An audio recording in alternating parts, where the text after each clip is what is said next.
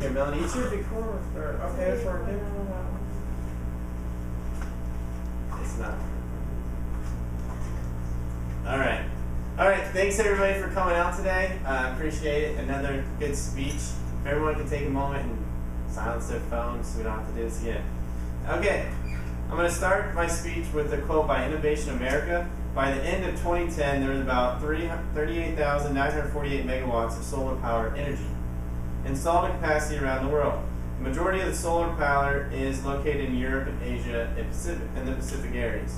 In 2010, the global solar power industry faced important challenges such as component low cost of PV modules and high efficiencies and shortage of PV panels. Now, some of that panels is in my visual aid. This is right here.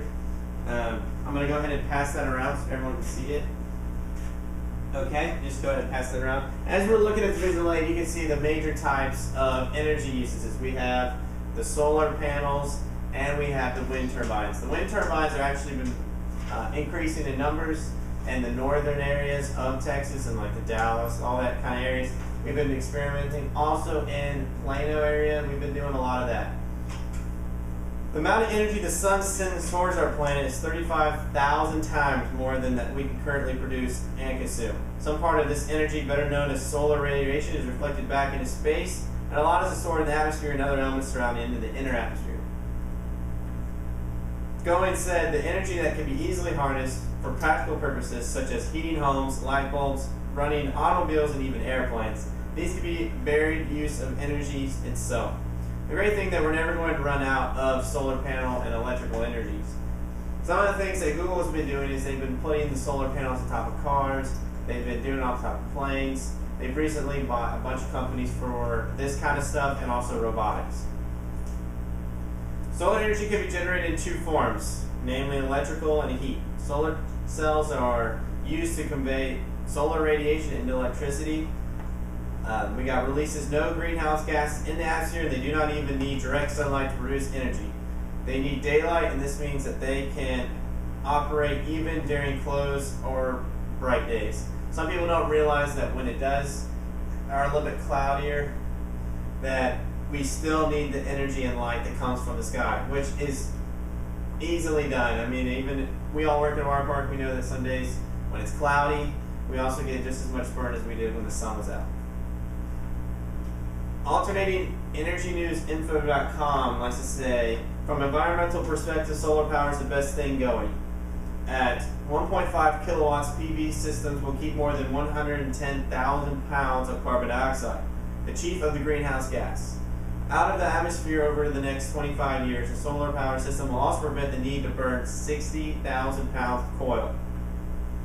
There's no acid and rain, no urban smog, or no pollution of any kind. So it's kind of more, is what a lot of people were saying, is the go green of the environment.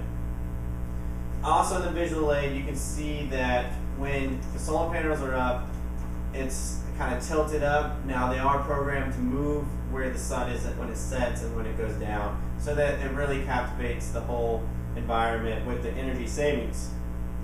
Some utilities objects to net metering, usually the issue isn't money but control. They don't want your juice on the other wires. They don't want to set that they could come back to haunt them. There are some disturbed generation technologies coming down from the pike, and it's all kinds of little bit of errors. The main thing from alternate.org is that they're saying that they're running out of the means to make these panels. Since there's not a high demand, they've cut back, and so the last year we were only 5,000 off a typical standalone system. Getting off the price down is crucial, but no one in the grid needs PVs, at least not in the same way as official grid homeowners needs it. It may be like a nuke, where it comes from understanding that solar is to coal as corrosion is to a Twinkie. On a gut level, many people already grasp the key difference between fossil fuels and renewable energy. Okay, so the current cost of solar panels from energy.org is saying that the grid inactive systems do not pay for themselves in terms of cost saving when compared to the electrical grid. In spite of this, many people with grid connection houses are choosing to install grid interactive solar systems, as they do not create any greenhouse gases. So that, once again, that's more of the green stuff. Unlike coal-fired plants, numerous studies have demonstrated that the equivalent amount of electricity used to make a solar panel is generated by the panel within the first 2 years of operation. Hence, a solar panel will repay its greenhouse gas debt within this time. So roughly what it's saying is in 2 years, it'll be paid for not only in your savings, but also in the greenhouse gas that your electrical grid will do. I'd like to thank everybody for coming out, and that's the end of the speech. Alright, these are all my people, and thanks to my camera lady who could not get in the shot earlier.